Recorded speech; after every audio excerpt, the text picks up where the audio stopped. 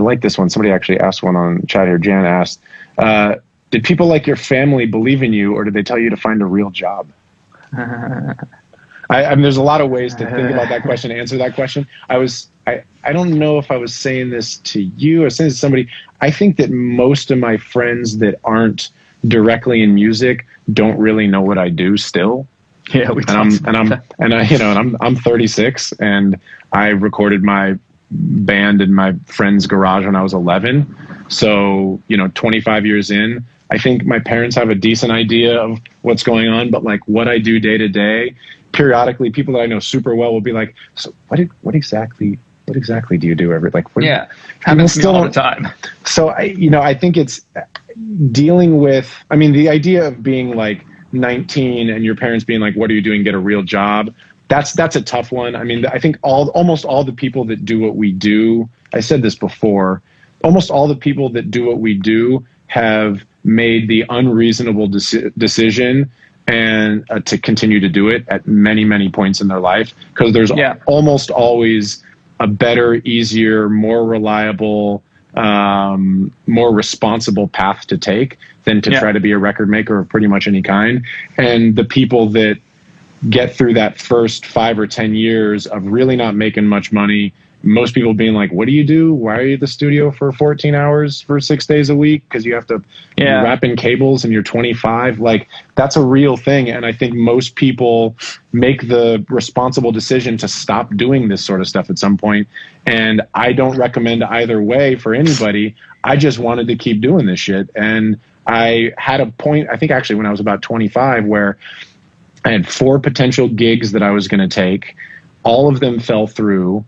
I had just traveled abroad for a project. It was actually the Hives thing that I was talking about on the stream with Matt on Sunday, where I went and worked on the Hives for like 2 weeks in Sweden. It was amazing. But I had to move apartments right before then. So I just got a new apartment, and it was like $1,100 a month, which was more expensive than I could really afford. But I had these 4 gigs coming up. And right when I came back, all 4 gigs fell through.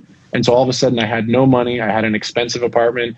And I remember thinking, like, is this the point when I quit? Is this the point when I try to go back to school? I remember going up to Oakland and talking to my mom about it. And I had the option because I had withdrawn from the UC system, but they let you come back even though I hadn't been there for 5 years. And I realized, like, if I quit this thing, like, I'm just going to regret it the rest of my life. This is what I have to do this. I have to do it. And maybe I'd done it too much then. Maybe it was something in me. Maybe I had more support than most people get. My parents were definitely weird about it when I initially was like, I'm going to go make records and I'm going to drop out of school. But even just having that amount of support system is amazing. There's no good answer for anybody, but the various points when I've been confronted with people being like, what are you doing? Don't you think you should do something? I just go, I have to do this thing. And if I don't make money and if I have to 10 bar and do other things for years, like, that's okay with me, because I fucking love making music so much. And I can't give advice to other people about that, but I can tell you that the people that are successful have all gone through phases where it did not make sense what they were doing. Yeah, I never know if it ever makes sense. I have a different story. Yeah, cool. That's probably worth sharing. I think that's, please. I think it's pretty normal to have gone through what you're discussing, and most people will have gone through that. And I have parallels with that, but I'm pretty lucky. I was fully supported so much that my parents built me a recording studio. They resisted me dropping out of school that was going to give me a real job. I was studying music education. I wanted to be like a orchestra director and music education teacher, like something like that, which is a teacher. So my mom was like, oh, he's going to be a teacher. It's a real job. Yeah. And then I convinced them to let me drop out. My dad was a little more supportive in the beginning, and we kind of convinced her to let it happen.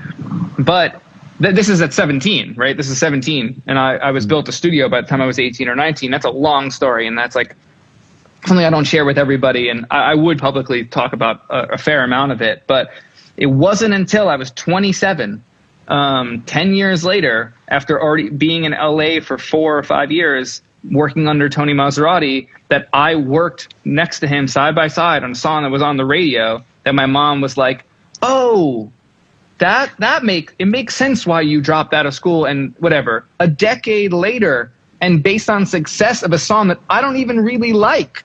That's not what I was most happy doing, but it was the one that she got to hear and then tell her friends at work that her son had worked on. So it was like some sort of justification for me leaving home, however many years prior.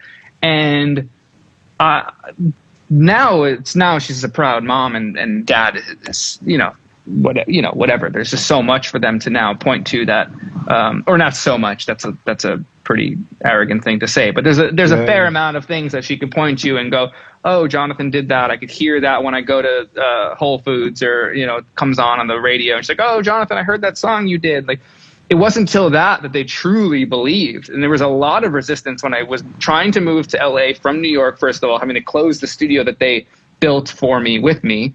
That my dad and I built with our bare hands from scratch, 3 rooms, and it was incredible. It really was. It was just in the wrong place. Sadly, it was Long Island, New York. It's not the place for it. And again, this is like a 3-hour story that I could go into. But that moment that a Lady Gaga song was on the radio that I did with Tony side by side the whole way through, that made her a believer. So I think like, there's something in that story that when I tell younger people that they understand, because they haven't had that thing that their mom or dad can point to and say, right, like that's why I'm here. And sometimes that never happens because they're working on underground shit that their parents don't even understand. That's another part of the conversation. Most of the stuff that I listen to, my mom's not going to like. I don't give a shit if she doesn't like it or not. The things that she gets to hear, most of the things that I probably like least. And yeah, I mean, that's kind of my version of it. That it's, Yeah, I think I will say one thing, and then there's a question in the chat I want to get to also, that to do something that is outside of the mainstream, something in the creative world or an entrepreneurial world, and increasingly there's more and more opportunities for this. I mean, the idea of being like a YouTube person just didn't exist for anybody's parents anywhere. So you do have to have a certain amount of fortitude to just continue to do the things that you want to do, despite the fact not just people might be negative about it or say you're doing something dumb, but they just don't understand it. There's just it's hard to. I mean, again, I was never told I was being dumb or I was wrong to do this. It was always confused responses of, what do you do again? Like, I swear, I mean, I don't think my girlfriend knows what I actually do. Yeah. And she comes to my studio because it's in my home all the time. Like, I don't know that people need to know what I do to make me feel justified for doing what I do. Yeah. I think that there's a bit more to point to as a songwriter or a producer. People hear that word. An engineer, like, I'm not building compressors, I'm not building TV sets, I'm not building trains or driving a train. Like, I'm not doing that, but I'm a mix engineer. Oh wait, do you decide the balances of the record? Sometimes, not every time. Do you add reverb to the vocal? Because some people know what reverb is. Sometimes it's already there. It's like, some people know what reverb is. Almost nobody knows what reverb is. But like, the point is, like, the answer is always sometimes to everything. I don't do everything every time. Yeah. So there's not one thing I can point to and say, that's what I do to a record. I think people that know me well could probably assert an aesthetic in play. Wait, your girlfriend. There she is. Great. No, I'm not a chef. I think my Instagram says I'm a chef, though. You're a chef. That's what we say on all the podcast descriptions, that you're an excellent chef. But I don't think that matters, and I don't think it should matter to how you feel that your parents don't understand what you do. I think you have to find a story to tell them that makes them happy for you, that you're pursuing your dreams and you won't let them down. If you care about not letting them down, of course. I cared. I didn't want to let them down. I lost sleep over these confused reactions to being out here for 4 years and having nothing to show for it, because I was just fucking around in a room with speakers on things that no one ever heard until something hurt, Well, it's part of the reason we do this is so people realize that there's other people out there who have some kind of understanding of what they're doing. It's why I love talking to you and love talking to my friends about making records. And that's why we're doing it on live and putting it up. Yeah. Not because we want to give you the 5 tips to make your whatever. There aren't, they're not there. But because there's a group of us that, and it's a large group, there's thousands and thousands of us, but you don't tend to run into them all the time if you don't live in LA or London or making records all the time. There's a lot of us that do this thing that a lot of other people don't really understand. When people ask me what I do, I say I'm a record producer and songwriter. And I just say that because I know those are the words that people will go, I can at least pretend like I kind of know what that means. But then when they drill down, I go, well, I managed a band and I used to book shows and I played in bands and I sometimes make beats, but also just write lyrics sometimes. And sometimes I get hired to just give vision and hire the right people. And sometimes I'm a consultant and sometimes I sing background vocal. So getting in there is just, it's a hard thing to explain to people. And but it's an important thing to at least try to be able to do.